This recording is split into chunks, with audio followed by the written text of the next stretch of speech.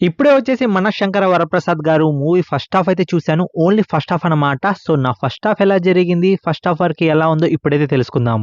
Full review వచ్చేసి second half చూసి మీకు ఎంత తొందరగా అయితే అంత తొందరగా అయితే డ్రాప్ అయితే చేస్తాను. సో, ఫస్ట్ హాఫ్ ఎక్స్‌పీరియన్స్ ఎలా జరిగింది అయితే ఇప్పుడైతే షేర్ అయితే చేసుకుంటాను.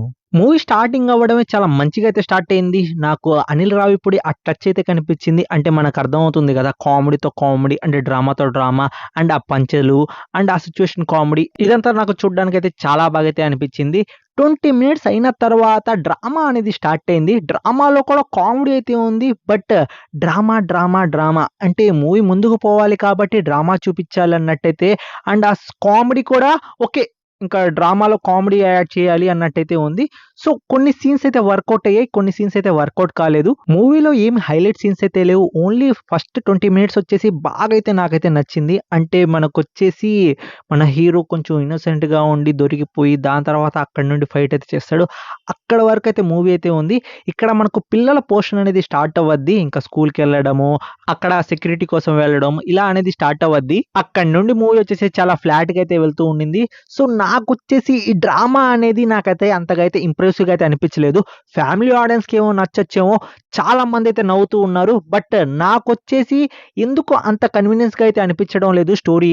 ఓన్లీ ఫ్యూ సీన్స్ తప్ప మిగతా మొత్తం మనకు సినిమాలో కామెడీతో నింపేసి and Anil Ravipudi family audience కోసమే మూవీ తీసినట్టు అండ్ కొన్ని సీన్స్ అయితే వెళ్ళిపోతూ ఉన్నాయి అంతే.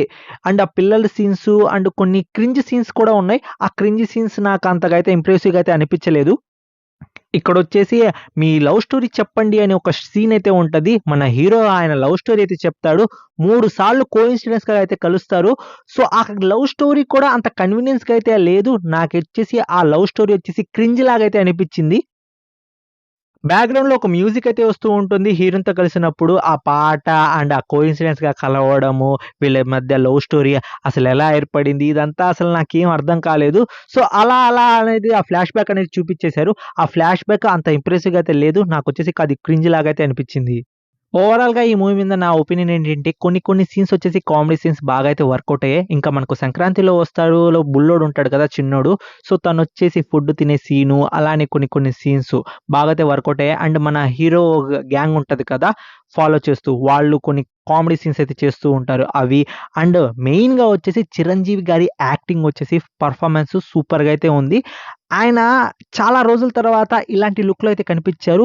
ఆ లుక్ చాలా బాగా అయితే సూట్ అయింది. ఇంకా ఈ మూవీ నెగెటివ్ ఏంటి అంటే మూవీలో ప్రాపర్ స్టోరీ అయితే లేదు. ఏదో ఫ్లోలో వెళ్తుంది కాబట్టి వెళ్తూ ఉంది. అండ్ డ్రామా అయితే కావాల్సినంత అయితే ఉంది. అండ్ మూవీ కొన్ని దగ్గర అనిపిస్తూ ఉంటుంది. అరే! స్ట్రెచ్ చేస్తున్నారా బాబు! ఇంకా ఆపండ్రా అన్నట్టయితే అనిపిస్తూ ఉంటుంది. మధ్యలో కామెడీ ఫోర్స్‌గా అనిపించినట్టు కూడా అనిపించింది నాకొచ్చేసి.